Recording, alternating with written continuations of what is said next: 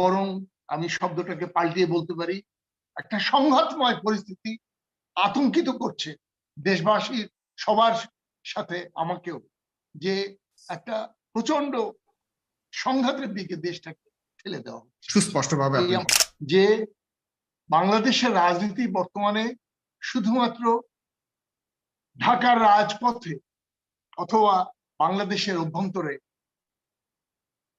আভ্যন্তরীণ ঘটনাবলী দ্বারা নিয়ন্ত্রিত হচ্ছে। এর পিছনে অনেক দূর দূর থেকে রিমোট কন্ট্রোলে অনেক খেলা চলে, যার মাধ্যমে, আমার কথা কি আপনারা শুনতে পাচ্ছেন? একদম ক্লিয়ার, ঠিক বলতে থাকুন। তার মাধ্যমে বারবার দেখা গেছে, অন্তত গত 15 বছর যাবৎ দেখা গেছে এর নিয়ন্ত্রণ ক্ষমতা। আজকে সেই বিষয়টার উপরে আমি একটু বেশি গুরুত্ব আরোপ করতে চাই। আজকে কথা সত্য যে সাম্প্রতিককালে ধরেন 2 মাস বা 3 মাস আগে থেকে বাংলাদেশের রাজনীতিতে একটা পরিবর্তন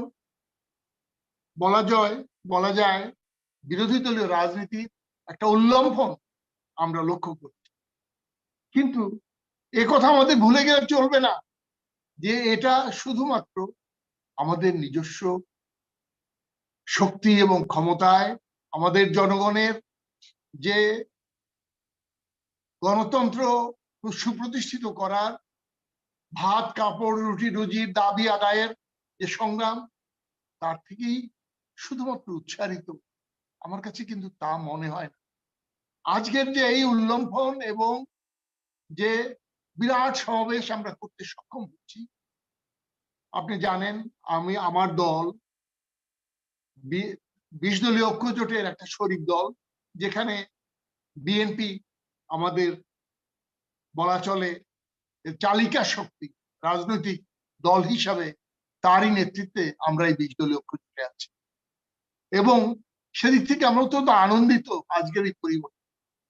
কিন্তু তা সত্ত্বেও একথা আমি ভুলে যেতে পারি না, এটা শুধুমাত্র আমাদের দেশের জনগণের বা আমাদের কর্মীদের ত্যাগ তিতিক্ষা সংগ্রাম, তার মধ্য দিয়েই শুধুমাত্র আজকের এই পরিবর্তন তা নয়। কিন্তু আমরা লক্ষ্য করলাম বিভিন্ন সময়ে বাংলাদেশ সরকারের অনেক ভূমিকায় আমাদের অন্যান্য বন্ধু রাষ্ট্রের কখনো বিরাগ ভাজন, কখনো প্রীতিভাজন হতে হয়েছে, এবং তার কারণে অবস্থা অনেক কিছু পরিবর্তিত হয়।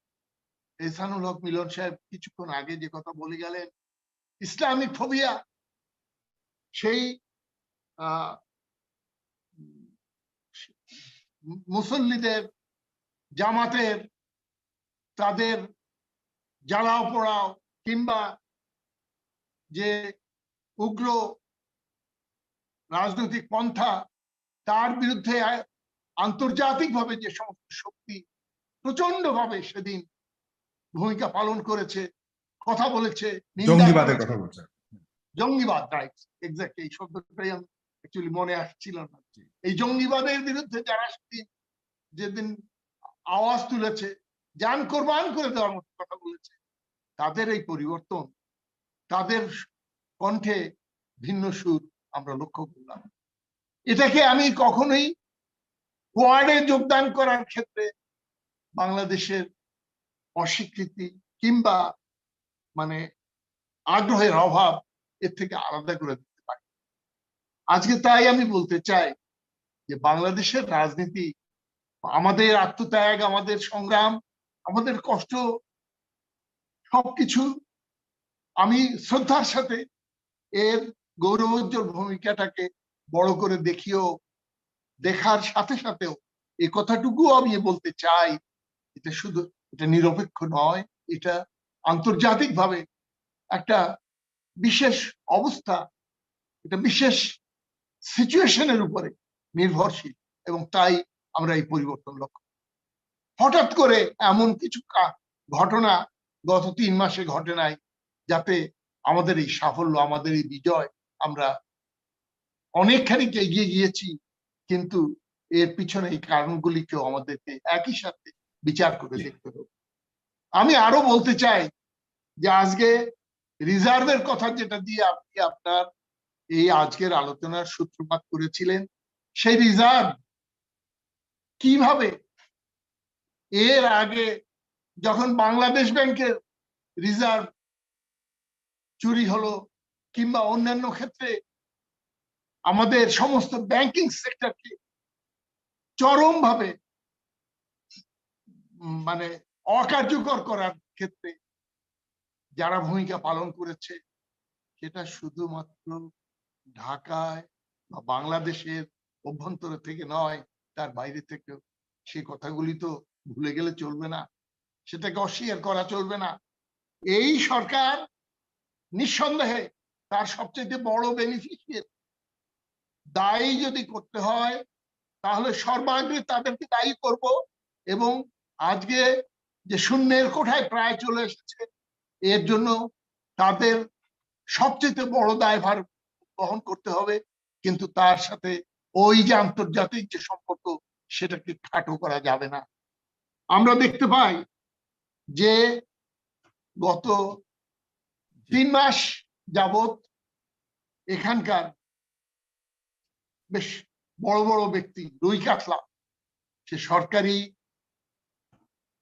কর্মকর্তা অথবা রাজনৈতিক দলের বিশেষ বিশেষ ব্যক্তি, তারা যে রিজার্ভ দেশ থেকে অপসারণ করেছেন, এই আশঙ্কা থেকে সম্ভাব্য যদি কোনো বিপর্যয় ঘটে, বিগত আমল থেকেও বেশি গুণে রিজার্ভ অনেক অনেক বেশি গুণে আমাদের বর্তমানে মজুদ রয়েছে, এবং বৈশ্বিক কারণে রিজার্ভকে আপনার ব্যবহার করতে হচ্ছে বলেই কিন্তু কমছে। এ নিয়ে রাজনীতি করবার তেমন সুযোগ নেই এমনও বলা হচ্ছে। আপনি মনে করেন যে বিগত আমল থেকেও কি সংখ্যায় বেশি নয় বর্তমান মজুদ? এই যে তাদের বক্তব্য, এই যে রিজার্ভ সম্পর্কে সরকারের যে সাফাই, এটা একদম ধোপে টেকে না, একদম ধোপে টেকে না। একটা মিথ্যা আশ্বাস, মিথ্যা প্রলোভন এবং সাফাই দিচ্ছেন, কিন্তু আসলে তো এই কথা সবাই জানে। ডলার ব্যাংকে সংখ্যাকে মিথ্যা হতে পারে বা মিথ্যা করার কোনো সুযোগ আছে? সংখ্যা তো আছে। আমার মনে হয় সঠিক নয়। মিথ্যা শব্দটা হয়তো হয়তো আনডেমোক্রেটিক বা অসৌজন্যমূলক হতে পারে, আমি এটা উদ্যোগ করে নিলাম, কিন্তু সঠিক নয়। যা বলছেন তারা সেটা নয়। দেখ, আমি আমার আসল কথা ফিরে আসি। আজকে বাংলাদেশের বুকে যে এদেশের গণতান্ত্রিক আন্দোলনের একটা বিশাল পরিবর্তন, যে একটা উল্লম্ফন, যেটা আমি আগে বললাম শব্দটা, সেটা আমাদেরকে আনন্দিত করে, কিন্তু সম্পূর্ণভাবে 16 আনা আশ্বস্ত করতে পারে না। আশ্বস্ত করতে পারে না, এবং আশান্বিত করতে পারে কিনা বা আশান্বিত হচ্ছেন কিনা? আমার তো মনে হয় যে এই আশঙ্কাটা থেকেই যায়।